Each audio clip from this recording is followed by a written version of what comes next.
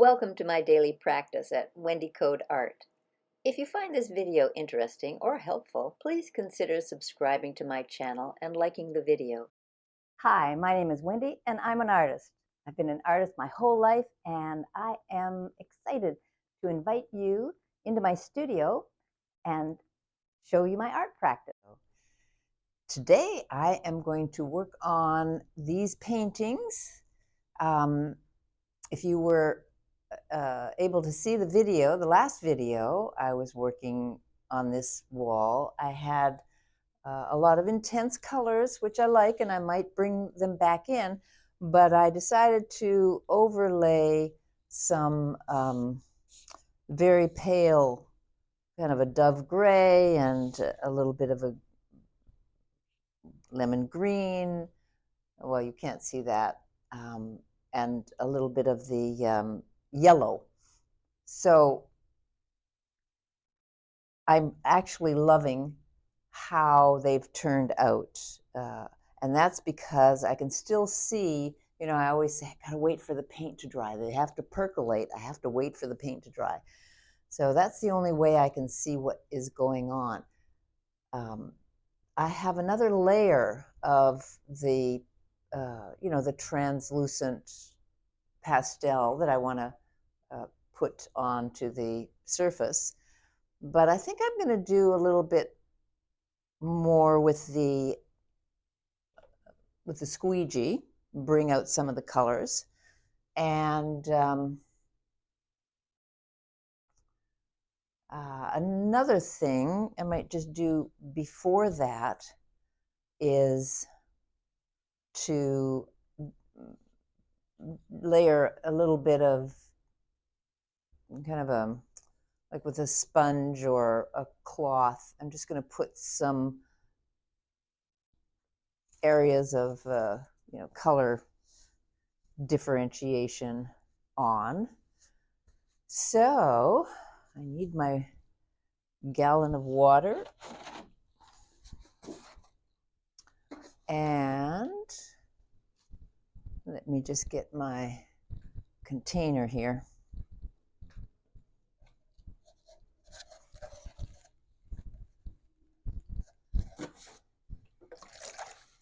I'm going to soak this rag, and while I do that, I am going to get some gloves.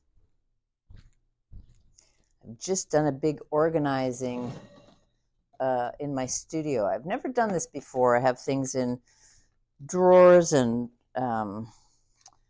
just different areas of the studio where I can't see it. And so I just forget that I have it, and now I have it. I don't have it all organized, but I have a lot of it. It's way more organized than what it used to be. So here I am blowing up these gloves because they're all stuck. And that way I'm just not going to get all that paint on my hands and under my nails. It's okay. It happens every day, but because I'm going to be wiping with a cloth here, getting a little atmospheric. So let me start with something light.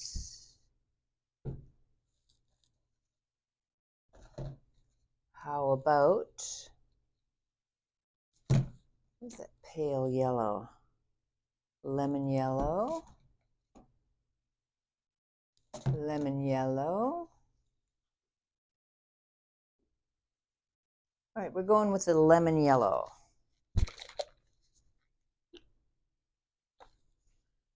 And I need to open the end of the tube once again. It's just overnight. It all kind of closes up. All right.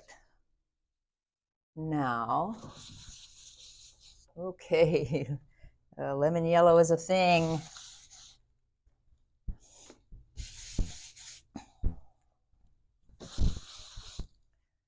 lemon yellow. It reminds me of Sturtevant.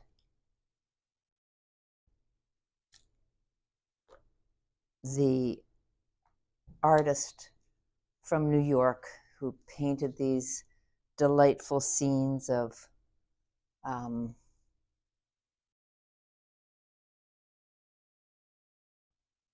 just kind of Upper East Side daily activities, parties, soirees. I'm starting to think it's not Sturtevant. You know, I get names confused a lot. I'll have to look that up. I think Sturtevant's another artist who I also like quite a bit. So okay, let me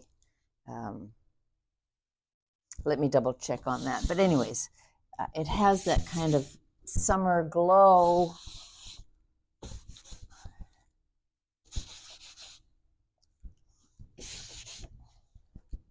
So there's the yellow. And now, because I don't want to have like 10 rags with 10 different colors, I'm going from light to dark because I can put green over yellow, no problem. You know, it just kind of makes the green a little more lemony. But and then I can go red or blue. I should probably have two rags, one for the warm colors, one for the cool colors. Let's see where I want to go with this.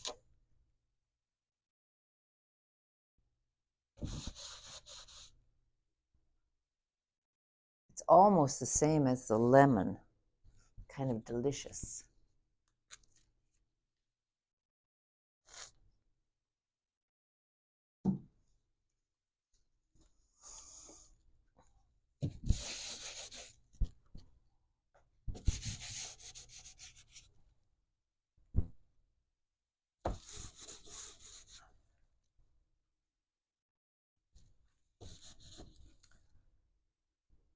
It's nice in these corners too.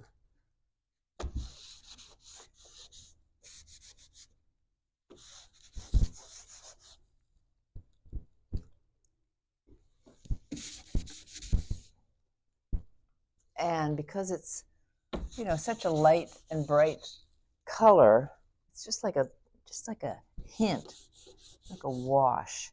And I can do lines. I can do circles. I can have the colors coming up and across, over and down. We can do a lot with this.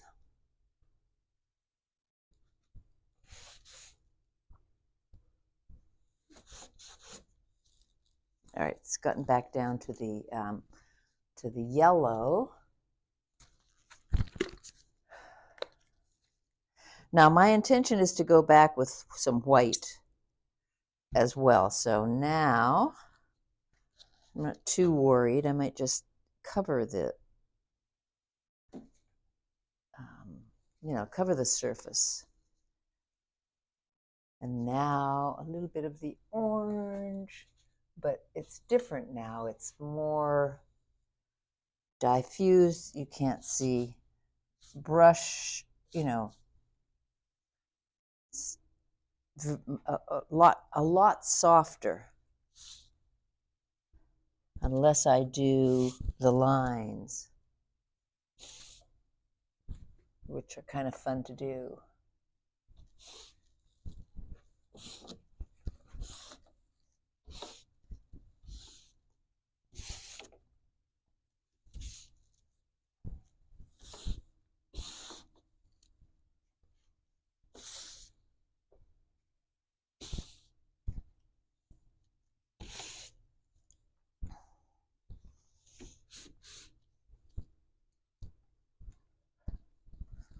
That's very interesting.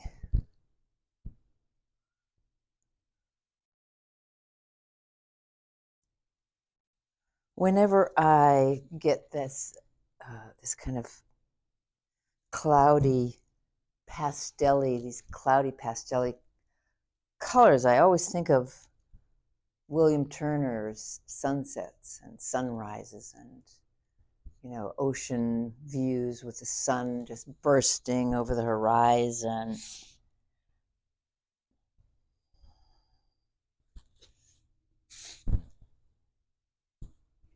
So depending on how much pigment I have on my cloth, I can really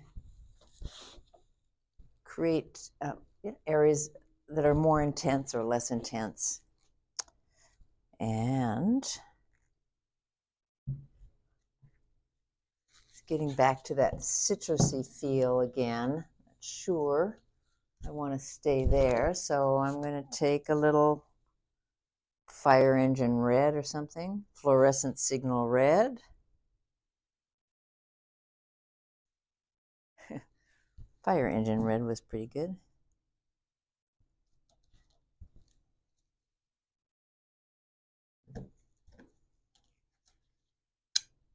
Ooh. All right, that was a lot more than I had planned initially, but I can just use strokes of it here and there. Signals.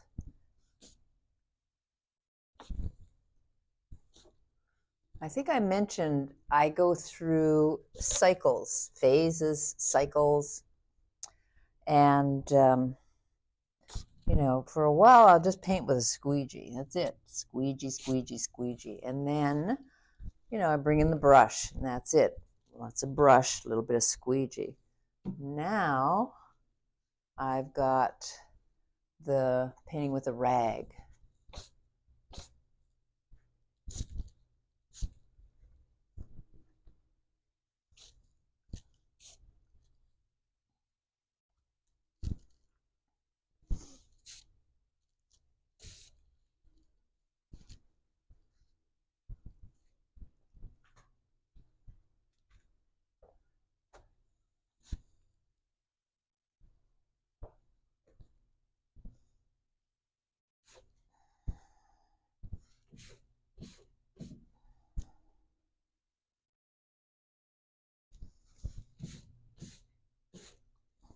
It's so pale down there.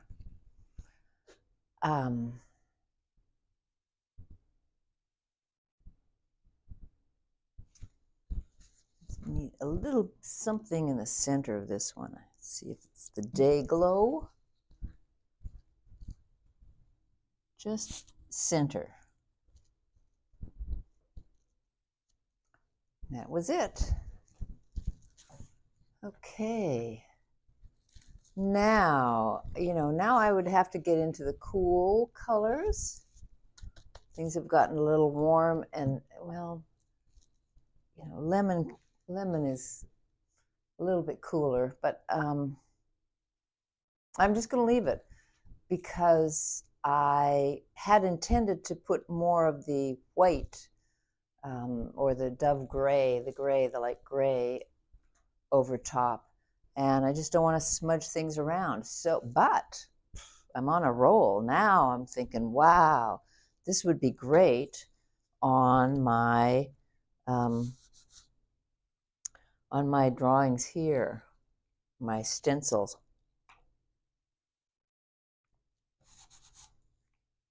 The nice thing about it is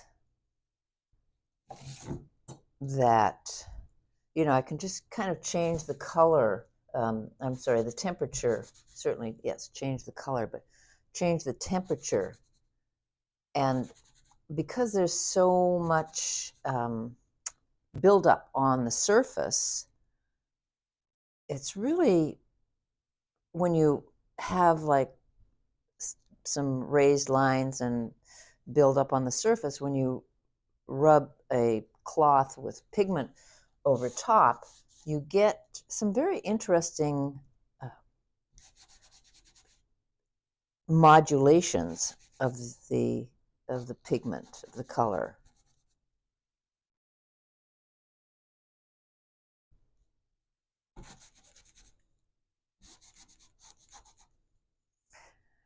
And because I've been working along with kind of separating areas with different stencils, what I'm doing is I'm going across, all the way across with a consistent color. So it gives a nice kind of a background feel. It's a little more homogeneous in the background. I have some work to do over here. This one I want to work on this area here. But I don't know, these are looking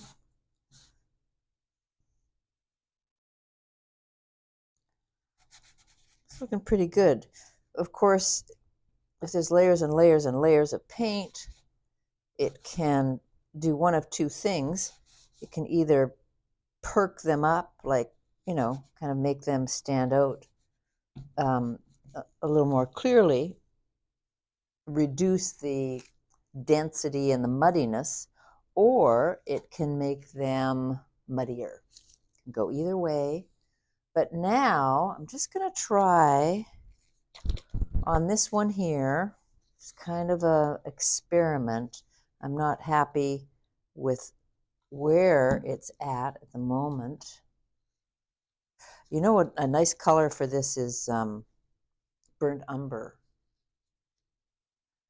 Burnt umber gives a kind burnt umber, I'm laughing because burnt umber gives the kind of yellowy browny tinge, like on a rag, and applied very thin.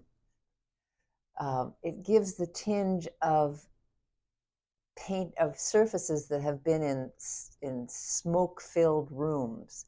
But for a long time, a lot of art, especially older art, came from smoke-filled rooms. Either before electricity, no lamps, so the soot from the candles and the oil that was burned, and of course then cigarette smoke, and then when you looked at um, images on 35 millimeter slides from the history of art, those slides would eventually yellow. I remember my whole art history was viewed, because I was not in Europe or in a major city. So I was looking at the history of art on 35 millimeter slides, and they were old. And so everything had this kind of patina. It was kind of yellowish, a kind of browny yellow. And it was so romantic or something, so, smoke filled. I remember going to Europe and seeing the originals and going like, well, these are too bright. I mean, of course they'd been cleaned and restored and all the rest of it, but I just have to laugh now because what I originally learned was really based on, kind of a dysfunction of the environment, and not like the reality that I subsequently learned about. So anyways, enough of that. I'm going to just draw some of this. Yeah, I'm not sure this dark is, this is what I want to do. I mean, I could do it. I should have gotten that burnt umber out. That really does work. So I'm not going to do take that away like I never did it there. Put this in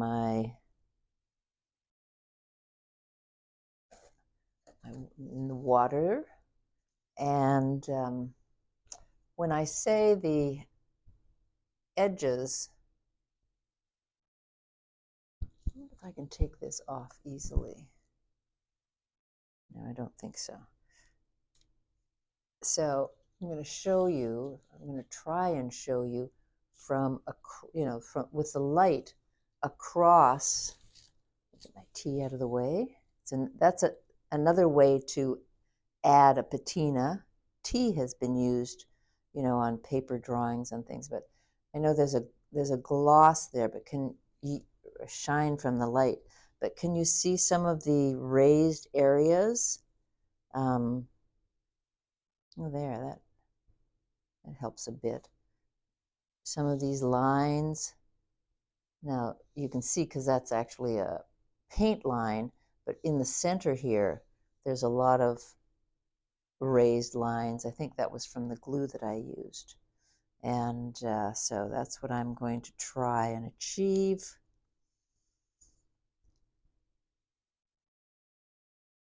Or that's where I'm aiming when I use the rag and deposit just some areas that are not so, so specific to brushes or squeegees.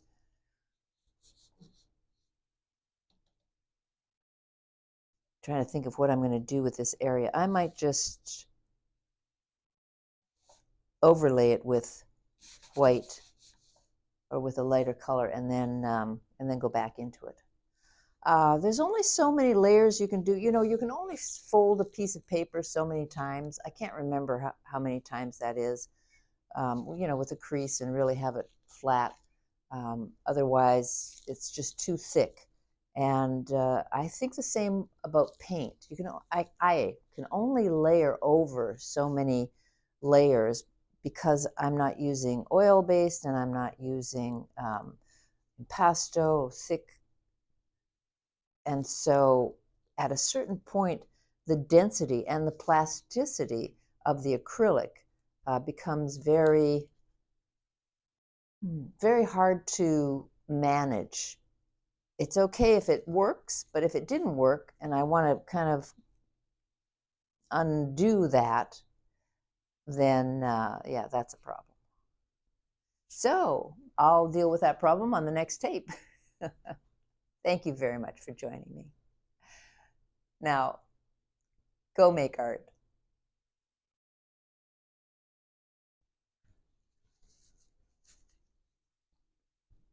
So I'm so happy that you are joining me today, and maybe other days too. I'll take you through my day-to-day as an artist, and I look forward to seeing you on the next tape.